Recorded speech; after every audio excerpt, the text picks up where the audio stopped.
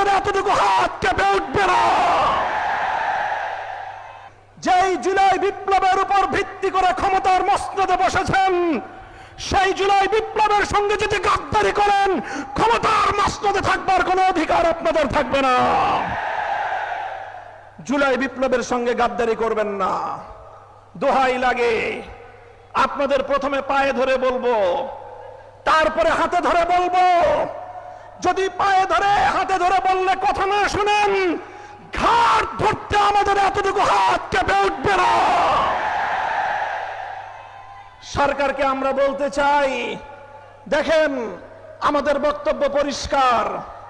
50% জনগণের ভোটের ম্যান্ডেট নিয়ে যেভাবেই হোক, যে পথেই হোক আপনারা সরকার গঠন করেছেন।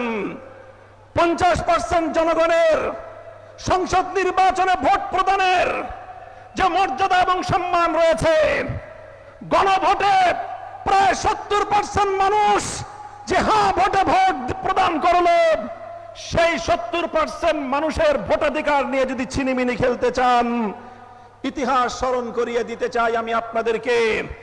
1970-এর জাতীয় নির্বাচনের গণরায়ের সঙ্গে বিশ্বাসঘাতকতা করেছিল পশ্চিম পাকিস্তানিরা। পরিণামে মুক্তিযুদ্ধকে তাদের ফেস করতে হয়েছিল এবং বাংলার মানুষ মুক্তিযুদ্ধের মাধ্যমে স্বাধীনতা ছিনিয়ে এনেছিল।